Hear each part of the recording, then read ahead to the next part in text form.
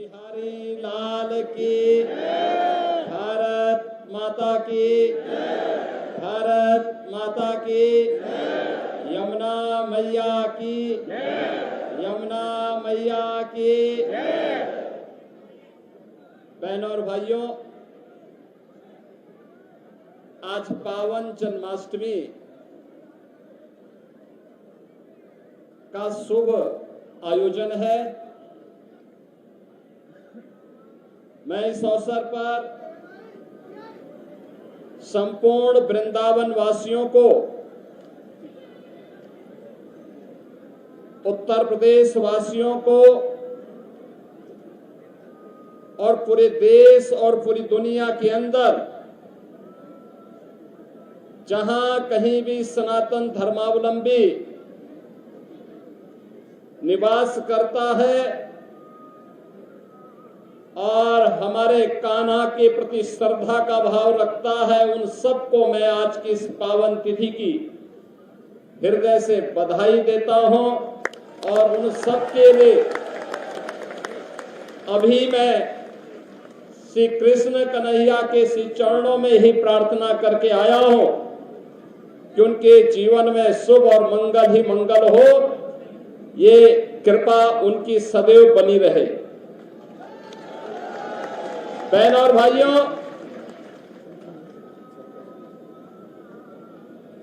5000 वर्ष से भी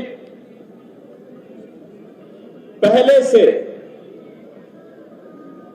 ये ब्रजभूमि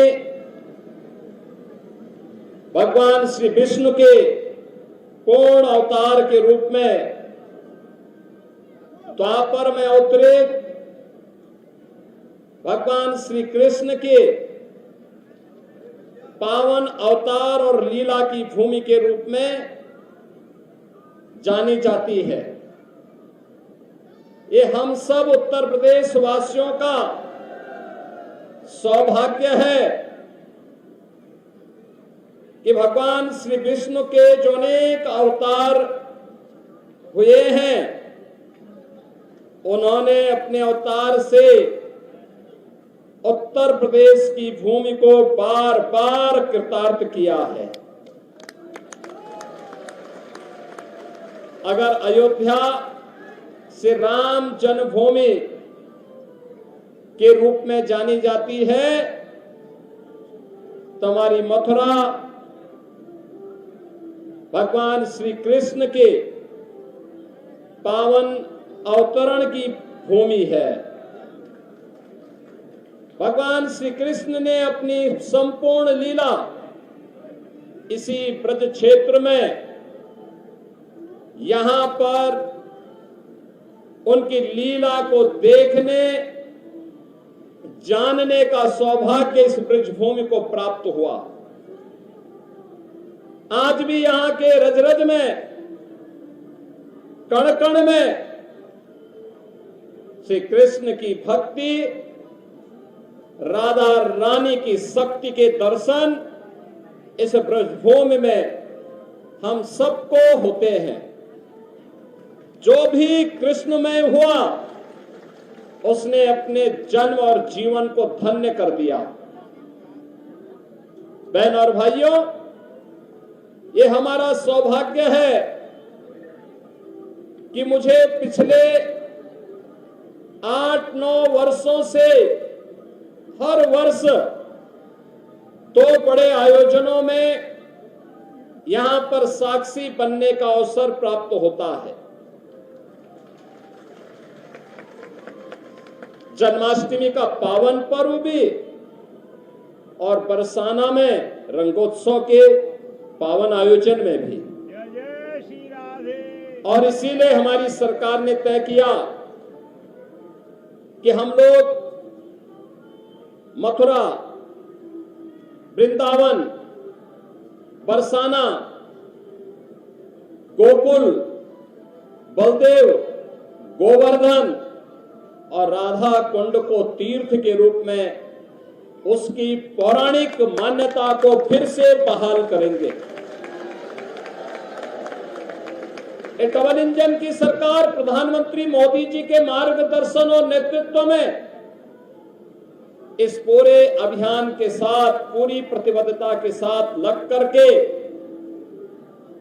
अपनी आध्यात्मिक विरासत के संरक्षण के लिए और श्रद्धालु जनों की सुविधा के लिए अत्याधुनिक विकास के लिए प्रतिबद्ध है। ब्रज क्षेत्र के विकास के लिए ब्रज तीर्थ विकास परिषद यहां पर कार्य कर रहा है। सभी माननीय हमारे जनप्रतिनिधिगण मार्गदर्शन दे रहे हैं और कृष्ण कन्हैया की कृपा जो है यह क्षेत्र विकास के नित नए प्रतिमान को स्थापित कर रहा है। आज उत्तर प्रदेश अपनी आध्यात्मिक विरासत और अत्याधुनिक विकास के लिए देश और दुनिया के अंदर एक नए प्रतिमान को स्थापित कर रहा है। और आज ये मेरा सौभाग्य है कि जन्माष्टमी के अवसर पर मुझे स्वयं कान्हा की इस पावन जन्मस्थली पर आने का सौभाग्य प्राप्त हुआ है। आप सभी के दर्शन भी हुए। आप सभी को मैं एक बार फिर से पूरे ब्रज वासियों को, मैं पूरे प्रदेश वासियों को आज के इस पावन पर्व पर मैं हृदय से बधाई देता हूं। हमारा संकल्प होना चाहिए, जो प्रधानमंत्री जी ने देश के स्वाधीनता के अमृत महोत्सव वर्ष के अवसर पर हम सबको संकल्पित करवाया था, और वह संकल्प थे पंच प्रण के, गुलामी के अंशों को सर्वथा समाप्त करना, स्वदेशी को जीवन का मंत्र बनाना, विरासत के संरक्षण के लिए कार्य करना, देश की सीमाओं की रक्षा करने वाले और देश के अंदर आंतरिक सुरक्षा को बेहतर बनाने वाले जवानों का सम्मान करना और समता और सामाजिक एकता के लिए कार्य करना।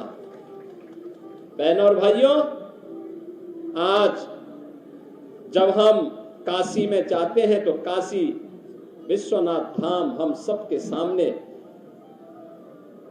पूरे वैभव के साथ देश और दुनिया को आकर्षित कर रहा है। अयोध्या में जाते हैं, 500 वर्षों की गुलामी के प्रतीक समाप्त हुए। अब श्री कृष्ण श्री राम जन्मभूमि पर भव्य राम मंदिर का निर्माण होकर के दुनिया को अपनी ओर आकर्षित कर रहा है। हम लोग योग माया की उस पावन भूमि पर जाते हैं जो विंध्यवासिनी धाम के रूप में आज दुनिया को अपनी शक्ति का एहसास करा रही है। वहां पे भी एक भव्य कॉरिडोर बनकर के दुनिया के श्रद्धालुओं को अपनी ओर आकर्षित कर रही है। श्रद्धालु जनों की बेहतर सुविधा।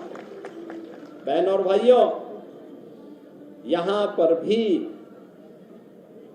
श्रद्धालु जनों को, आने वाली कोटि कोटि श्रद्धालु जनों की सुविधा के साथ ही 5000 वर्ष से अधिक की पौराणिक विरासत के संरक्षण के लिए आधुनिक विकास की प्रक्रिया के साथ जोड़ने के इस अभियान के साथ हम सबको मिलकर के कार्य करना होगा। याद करना उन दुष्प्रवृत्तियों से जो देश को कमजोर करना चाहती हैं, जाति के नाम पर, क्षेत्र के नाम पर, भाषा के नाम पर, किसी अन्य वाद के आधार पर, उनसे सावधान होना होगा। गौ संरक्षण के लिए अपने आप को समर्पित करना होगा और गौ संरक्षण का आदर्श केंद्र भी आज के दिन पर हमारा ये मथुरा वृंदावन बना हुआ है। यहां पर अनेक बड़ी बड़ी गौशालाएं काम कर रही हैं और इसीलिए डबल इंजन की सरकार ने व्यवस्था की है कि निराश्रित गौ आश्रय स्थल पर कोई भी गाय रहेगी कोई किसान, कोई अन्नदाता किसान अगर उसका संरक्षण करता, उसका लालन पालन करता है, तो सरकार उस परिवार को, उस किसान परिवार को 1500 रुपये हर महीने उस गौ माता की सेवा के बदले उपलब्ध करवाएगा। 16 लाख से भी गौवंश का संरक्षण वर्तमान में प्रदेश के अंदर किया जा रहा है। लगातार इस पर सरकार कार्य कर रही है, क्योंकि हमारे जो प्रतीक हैं सनातन धर्म के, मां गंगा है, मां यमुना है, गौ माता है, गायत्री है, हमारे तीर्थ हैं। जब तक ये है सनातन का ध्वज ऐसे ही दुनिया का मार्गदर्शन करता रहेगा, विश्व बंधुत्व के भाव के साथ दुनिया को एकता और शांति और सौहार्द का मार्गदर्शन करता रहेगा। एक बार फिर से आप सभी को श्री कृष्ण जन्माष्टमी की हृदय से बधाई देता हूं, अपनी मंगल में शुभकामनाएं देता हूं। मेरे साथ बोलेंगे, श्री केशव देव महाराज की, श्री कृष्ण कन्हैया की, श्री राधे रानी की, श्री यमुना मैया की, भारत माता की, भारत माता की।